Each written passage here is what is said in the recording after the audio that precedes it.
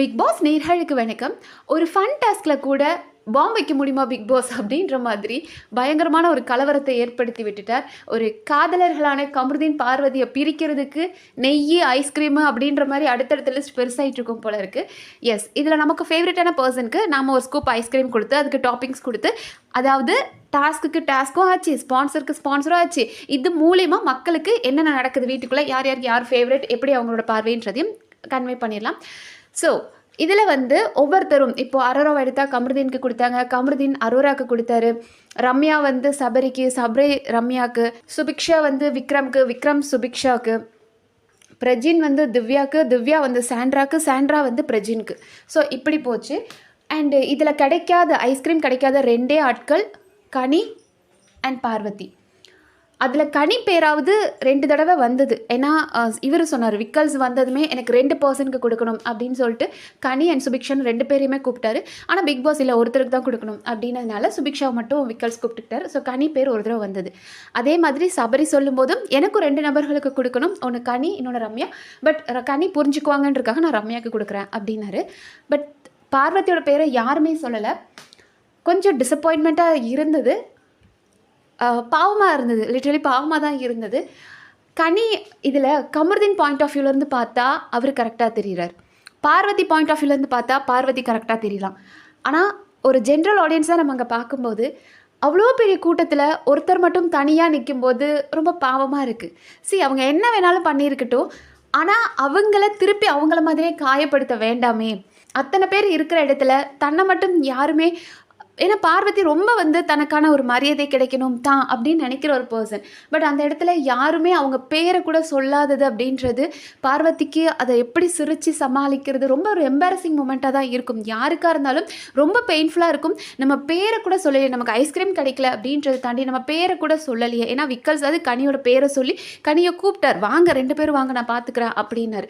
ஆனால் அப்படி கூட இவங்க யாரும் பண்ணலை. அவங்க எதிர்பார்த்த நபர் கமருதீன். மற்றவங்க கொடுக்கறத விட கமருதீன் அவங்களுக்கு ஒரு அப்படி ஒரு இதை அவங்க கொடுப்பாங்க அப்படின்னு எதிர்பார்த்தாங்க. பட் கமருதீன் தன்னோட ஃப்ரெண்டான அரோராவுக்கு கொடுத்துட்டாரு. பட் அதுக்கப்புறம் கூட கமருதீன் என்ஜாய் பண்ணிட்டு இருந்தார். லைக் பார்வதி முகம் அப்போவே மாறிடுச்சு. கமருதீனுக்கு கொடுக்குறதும் அரோரா அண்ட் கமருதீன் அதை என்ஜாய் பண்ணுறதும் பார்க்கும்போது பார்வதிக்கு முகம் மாறிடுச்சு.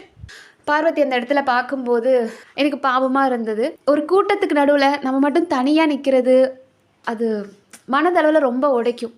நம்ம இவ்வளோ நாள் இந்த வீட்டில் இருந்திருக்கோம், 50 நாளைக்கு மேலே இருந்துட்டோம், இன்னும் ஒருத்தருக்கு மனசுலையும் நமக்கான ஒரு சின்ன இடம் கூட இல்லையா அப்படின்றது. ஸோ பார்வதிக்கிட்ட இருக்கிற ஒரு மைனஸாக நான் பார்க்குறது என்ன அப்படின்னா, அவங்க வாரம் ஷிஃப்ட் ஆகிட்டு இருப்பாங்க. திவாகர் ஒரு வாரம், கமருதீன் ஒரு வாரம், திவ்யா ஒரு வாரம், சாண்ட்ரா ஒரு வாரம், அமித் ஒரு வாரம் அப்படின்னு. லைக் அது அவங்க கேரக்டர். ஒவ்வொருத்தர்கிட்டையும் ஒவ்வொரு விஷயங்களை அவங்க தெரிஞ்சுக்கணும்னு நினைப்பாங்க. பட் அது என்ன ஆயிடுது அப்படின்னா, அவங்க மேலே ஒரு நம்பிக்கை இல்லாமல் சிலருக்கு போயிடுது.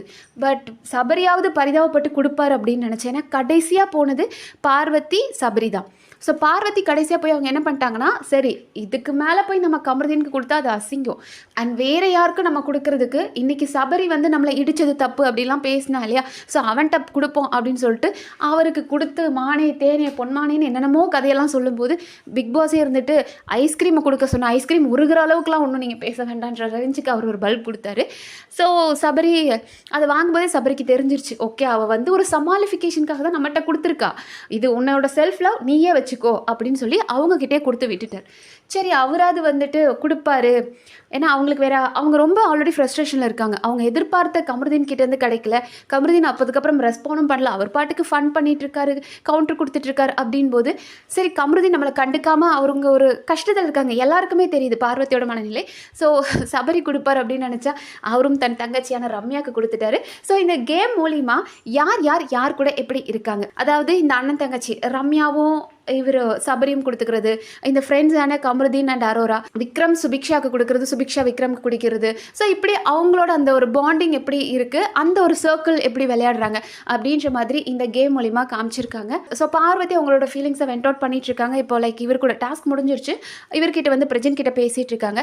அதாவது தலைவர் பயந்துருப்பார், அவருக்கு வந்து நாமினேஷன் இந்த வாரம் வந்துட்டாரு. ஸோ யாராவது சொல்லியிருப்பாங்க, அது எஃப்ஜே இல்லைனா விக்கல்ஸ் யாராவது சொல்லியிருப்பாங்க, டே நீ பார்வதி கூட சேர்ந்தனால தானே நாமினேஷனில் வந்துட்டுன்னு யாராவது சொல்லியிருப்பாங்க. அதனால் பயந்து அவன் ஓடிட்டான்.